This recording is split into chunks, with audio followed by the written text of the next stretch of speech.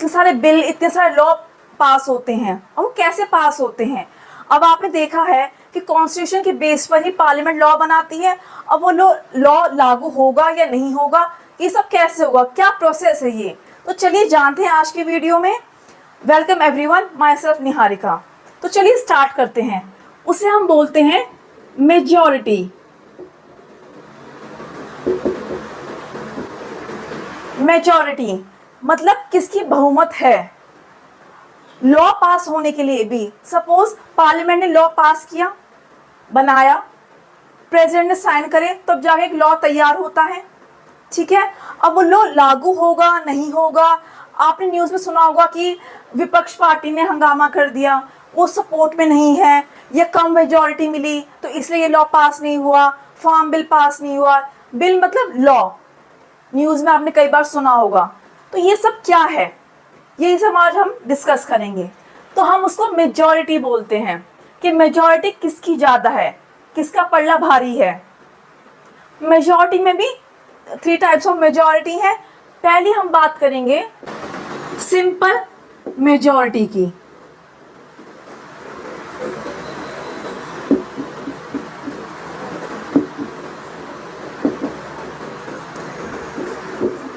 जैसे कि आप जानते हैं कि स्कूलों में आपने सुना होगा कि 75% अटेंडेंस कंपलसरी है, उससे कम आएगी तो आपको एग्जाम में बैठने दिया जाएगा।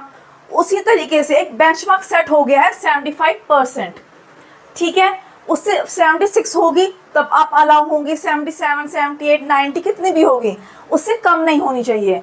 उसी तरीके से सरकार ने भी एक बेंचमार्क बनाया हुआ है, इससे अगर कम होगी तो बहुमत यानी मेजॉरिटी में काउंट नहीं होगी, उससे ज़्यादा होनी चाहिए। चाहे 1% फालतू हो तो होनी ज़्यादा ही चाहिए। तो क्या है वो?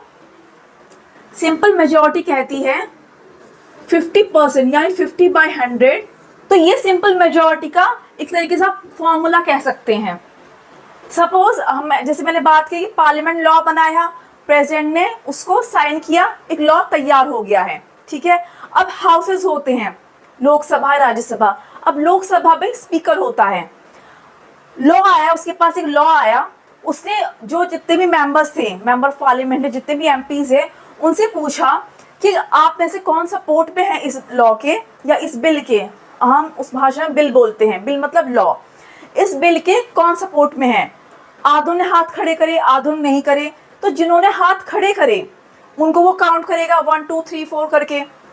तो वो जो सपोर्ट में है वो इस फॉर्मूले से यानी इतने % से ज़्यादा होने चाहिए, तभी वो बिल पास होगा। हम एग्जाम्पल के थ्रू समझते हैं। आप लोग जानते हैं कि लोकसभा में कितने मेंबर होते हैं? हमने पहले डिस्कस किया था, 543 मेंबर्स हैं लोकसभा में। ठीक है, उनमें से 100 लोग हैं, 100 लोग हैं जो आ ही नहीं। ठीक है, किसी भी कारण से नहीं आ सकते, वो एब्सेंट थे। ठीक है, वो हाउस पहुंचे ही नहीं। अब बच्चे कितने? 443। इतने बच्चे, इतने आए, 443 प्रेजेंट थे हाउस में।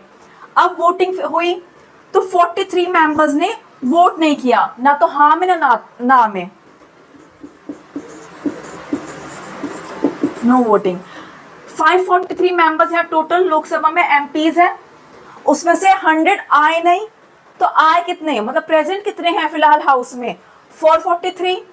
अब 43 उन्होंने कहा कि हम वोट ही नहीं करते हैं, ना तो हम सपोर्ट में हैं, ना तो हम उसको सपोर्ट करते हैं उस बिल को, ना तो हम अनसपोर्ट करते हैं। तो बच्चे कितने? 400। मतलब ये 400 यानी 400 लोग वो थे जिन्होंने वोट, वो जो प्रेजेंट भी थे और उन्होंने वोट भी किया, चाहे वो हाँ हो या ना हो, उन्होंने वोट भी किया। अब हम इसको रखेंगे यानी members present and voting in house, यानी ये 400 मेंबर्स प्रेजेंट थे और उन्होंने वोटिंग भी करी। अब हम इस फॉर्मूले से निकालेंगे तो क्या निकलेगा?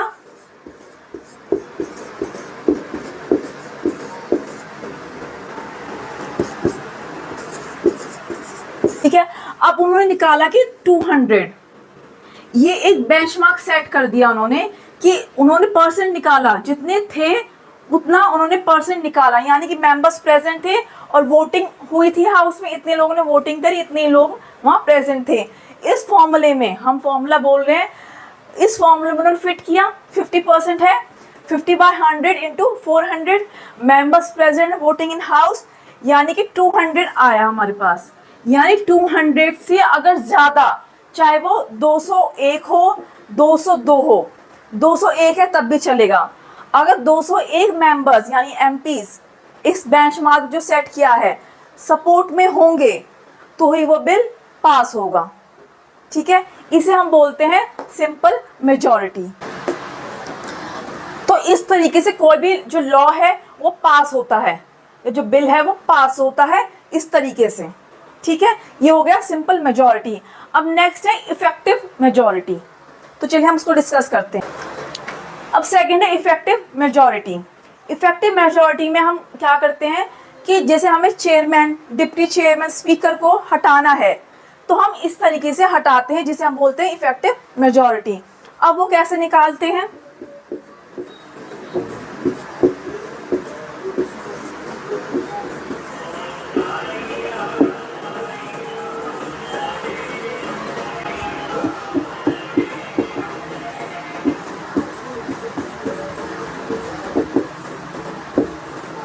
अब हम निकालेंगे इस फॉर्म से 50/100 total members in house. Effective majority, effective majority में कवर होते हैं कि majority of people at the present at that time in the house. ठीक है, हम उसे बोलते हैं इफेक्टिव मेजॉरिटी। और ये कब लागू होती है, कब हम इसको यूज़ कर सकते हैं, जब हमें कोई डिप्टी चेयरमैन, चेयरमैन या स्पीकर ऑफ द हाउस हटाना है तो हम इफेक्टिव मेजॉरिटी को यूज़ करते हैं। इसका ये जो फॉर्मूला है वो क्या है, मतलब किस तरीके से आप पता लगाएंगे, फॉर्मूला नहीं, मतलब इस तरीके से आप पता लगाएंगे कि कितनी मेजॉरिटी है हमारे पास। कोई स्पीकर हटाना है तो हम इस तरीके से हटाएंगे, that is 50%, 50/100 total members in the house minus number of vacancy in the house. और नंबर ऑफ वैकेंसीज का क्या मतलब है, जैसे मेंबर ऑफ पार्लियामेंट चुने गए, इलेक्शंस हुए, जीत गए, सपोज बाई चांस किसी की डेथ हो गई या किसी ने अपनी मर्जी से रिज़ाइन कर दिया, वो जीत गए पर उन्होंने कहा कि नहीं मुझे एमपी नहीं बनना है, मुझे कोई और काम करना है, मुझे इस फील्ड में आना ही नहीं है, अपनी मर्जी से रिज़ाइन कर दिया, या फिर किसी को डिस्क्वालीफाई कर दिया मिसकंडक्ट के थ्रू। ठीक है, तो वो लोग जो हटा दिए जाते हैं, इन तरीक़ों से हटा दिए जाते हैं, उसको हम बोलते हैं number of vacancies in the house. यानी परमानेंट बेस पर, टेम्परेरी बेस पे नहीं, परमानेंटली हम उन्हें हटा देते हैं। एग्जाम्पल से समझते हैं, जैसे total members in the house कितने हैं, लोकसभा में कितने मेंबर्स हैं, 543। सपोज 43 मेंबर्स ऐसे हैं जो अपनी क्या तो अपनी मर्जी से रिजाइन कर गए हैं, या जिनकी बाई चांस डेथ हो गई है, या फिर जो मिसकंडक्ट के थ्रू डिस्क्वालीफाई कर दिए गए हैं। एग्जाम्पल लेते हैं, सपोज वो 43 थे। ठीक है, अब हम इसको कैसे कैलकुलेट करेंगे,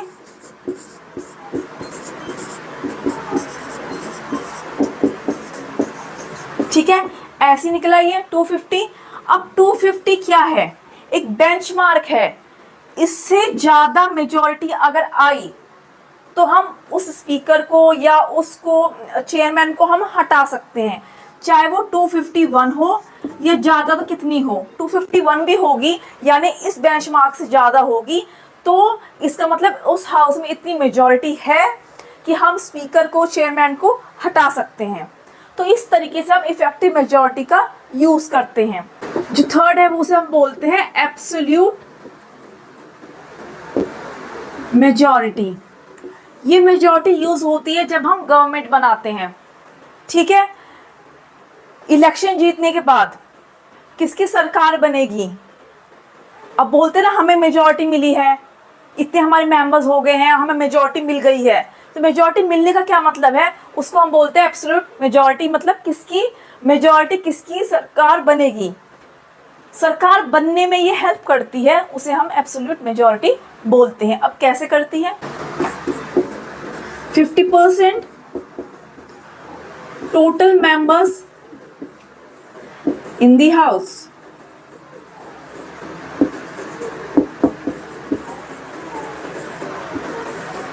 ये हेल्प होती है मेकिंग द गवर्नमेंट, या पार्टी या गवर्नमेंट, किसकी सरकार आएगी, कैसे फैसला होगा। अब कितने हैं टोटल मेंबर्स, कितने हैं हाउस में? 543 जो लोकसभा के इलेक्शन हो रहे 543। अब कितना आया? यह 271.5, यानी कि इतने से ज्यादा, चाहे वो 272 हो, ज्यादा कितना भी हो सकता है। अब सुनो, सरकार ने बोलते कि हमारे 303 मेंबर्स हो गए, 303 हमें मेजोरिटी मिल गई, हमारी सरकार बनेगी, तो वो ऐसे ही बनती है, इस तरीके से ही निकाली जाती है। 50/100 यानी 50% into total number in the total members in the house. Total members कितने हैं? 543। अब निकला ये क्या है? बेंचमार्क है। इससे ज्यादा जिसकी भी सरकार को वोट मिली उसकी ही पार्टी रूल करेगी, यानी उसकी सरकार बनेगी। तो आपको समझ में आएगा सिंपल मेजॉरिटी जब यूज होती है, और इफेक्टिव मेजॉरिटी कब यूज करते हैं, और एब्सोल्यूट मेजॉरिटी हम कब यूज करते हैं। ठीक है, सिंपल मेजॉरिटी कोई बिल पास करना हो तो कितनी मेजॉरिटी उसे मिलेगी, मैं आपको बता चुकी कैसे निकालेंगे। इफेक्टिव मेजॉरिटी जब हमें स्पीकर, जो हाई ऑफिशियल्स होते हैं, स्पीकर हो गया, चेयरमैन हो गया, डिप्टी चेयरमैन हो गए, इन्हें हटाना है तो हम इफेक्टिव मेजॉरिटी का यूज करते हैं। कैसे करते हैं मैं आपको बता चुकी हूँ। और अभी है एब्सोल्यूट मेजॉरिटी, सरकार किसकी बनेगी, कितना बेंचमार्क है, जिससे ज़्यादा आई उसकी सरकार बनेगी। तो ये 3 तरीके हैं मेजॉरिटी के, कि जिससे हम पता लगाते हैं कि किसका मत ज़्यादा है, किसका कितना वोटिंग है किसी भी चीज़ में। एक बेंचमार्क सेट हो चुका है, उस बेंचमार्क से ज़्यादा भी किसी को मत मिलेगा, यानी वोट मिलेगा, मेजॉरिटी मिलेगी, उसी का या तो सरकार बनेगी, या बिल पास होगा, या फिर किसी को हटाना है तो वो उस तरीके से हम हटाते हैं। तो ये 3 तरीके हैं। आई होप आपको ये 3 तरीके समझ में आए होंगे। So thank you, and please like, subscribe my channel.